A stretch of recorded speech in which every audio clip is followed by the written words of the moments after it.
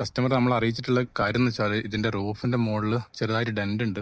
എന്തോ മുകളിൽ നിന്ന് വീണിട്ടുള്ളതാണ്. സെല്ലർ പറഞ്ഞിട്ടുണ്ടായിരുന്നെന്ന് പറഞ്ഞിട്ടാണ് ആദ്യം നമ്മൾ ഇൻഫോം ചെയ്തത്. പിന്നെ നോക്കുന്ന സമയത്താണ് ഈ ഭാഗങ്ങളിൽ ഡോർ പില്ലർ കണ്ടോ, ഇവിടെ ഈ ഫ്ലോറിങ്ങിന്റെ ഭാഗത്ത് ഡോർ പില്ലർ, ഈ ഭാഗത്ത് ഈ ഏരിയയിലൊക്കെ റിപ്പയർ കാണുന്നുണ്ട്. ബി പില്ലർ റിപ്പയർ, ഇവിടെ റിപ്പയർ, ഇവിടെ ഡോർ റിപ്പയർ, മൊത്തം ഈ സൈഡ് റിപ്പയർ ആണ്. അതുകൂടാതെ ചേസിലും റിപ്പയർ ഉണ്ട്. ഇത് കണ്ടോ, ഫ്രണ്ടിലുള്ള ആ ഇമ്പാക്ട് ഈ ചേസിൽ ബാധിച്ചിട്ടുള്ളത് ജസ്റ്റ് ബാക്കോട്ട് വരുന്ന സമയത്ത് ഈ ഒരു ഏരിയയിൽ ഇവിടെ കണ്ടാൽ മനസ്സിലാവും റിപ്പയർ ചെയ്തതിന്റെ അടയാളങ്ങൾ. ഇവിടെ ഹീറ്റ് ചെയ്ത് ഗ്രൈൻഡ് ചെയ്തതിന്റെ പാടുകൾ കാണാൻ പറ്റും. ഷോക്ക് അബ്സർബർ ആപ്രോണിന്റെ മുകളിലുള്ള റിപ്പയർ വളരെ മികച്ചതായിട്ടാണ് ചെയ്തിട്ടുള്ളത്. ഇതിന്റെ ഈ സീലൊക്കെ കൊടുത്തത് പേസ്റ്റിംഗ് ഒക്കെ കണ്ടാൽ ഓക്കെ എന്ന് തോന്നുന്ന രീതിയിലാണ്. പക്ഷേ നേരെ അപ്പർ സൈഡിൽ വരുന്ന സമയത്തുണ്ടല്ലോ, ആ ഒറിജിനൽ ഫാക്ടറിന്റെ ഒരു ഫിനിഷിങ് മാക്സിമം ചെയ്യാൻ വേണ്ടിയിട്ട് ഇവിടെ ശ്രമിച്ചിട്ടുണ്ടെങ്കിലും ബാക്കിയായി പോയി, പൂർണ്ണതയിലെത്താൻ പറ്റിയിട്ടില്ല.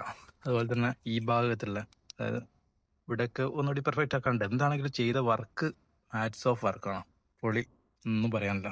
അതായത് ഈ ഡിസൈനൊക്കെ ഉണ്ടോ, ഒറിജിനലിനെ പോലെ തന്നെ ആക്കാൻ ശ്രമിച്ച ഡിസൈനുകളാണ് പേസ്റ്റിങ്ങിന്റെ. ഇന്നർ ഫെൻഡറിന്റെ അകത്തുള്ള റിപ്പയർ ഒക്കെ ആണെങ്കിൽ വളരെ സൂക്ഷ്മമായിട്ട് പരിശോധിച്ചാൽ മാത്രമേ മനസ്സിലാവും.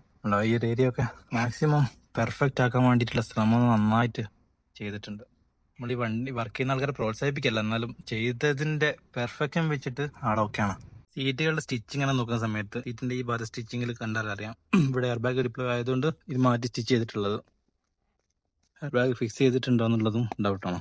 വണ്ടിയുടെ chassis, shock absorber apron, A pillar, B pillar, ഡോറുകൾ, അതുപോലെ തന്നെ ഫ്ലോറിങ്, റണ്ണിംഗ് ബോർഡ്, റൂഫ്, ഇത്രയും ഭാഗങ്ങളിൽ വണ്ടിയുടെ 40% ഭാഗം റിപ്പയർഡ് ആണ് ഫുള്ള്. അതായത് അത്രയും മേജർ ആയിട്ടുള്ള ഒരു ആക്സിഡന്റ് ഉള്ള വണ്ടിക്കാണ് ജസ്റ്റ് റൂഫിന്റെ മുകളിൽ എന്തോ വീണ്ടുള്ള ഒരു റിപ്പയർ ഉണ്ട് എന്ന് പറഞ്ഞിട്ടും സെല്ലർ വിൽക്കാൻ ശ്രമിച്ചിട്ടുള്ളത്. ഇതിൽ നിങ്ങൾക്ക് മനസ്സിലാക്കാൻ പറ്റുമല്ലോ, ഒരു വണ്ടി എടുക്കുന്നതിന് മുമ്പ് ഒരു ഇൻസ്പെക്ഷൻ ചെയ്യണം എന്ന് നമ്മൾ പറയുന്നത്, അല്ലെങ്കിൽ ആരാണെങ്കിലും പറയുന്നത് എത്രത്തോളം അതിന് വാല്യൂ ആണെന്നുള്ളത്. തീർച്ചയായിട്ടും ഒരു വണ്ടി എടുക്കുന്നതിന് മുമ്പ് അതിനായിട്ട് വ്യക്തമായിട്ടുള്ള ഒരു വ്യക്തത വരുത്താണ്ട് നിങ്ങൾ വണ്ടി എടുക്കാണ്ടിരിക്കുക. ചെക്ക് ചെയ്യുക, എന്നിട്ട് ഓക്കെ ആണെങ്കിൽ മാത്രം വണ്ടി എടുക്കുക.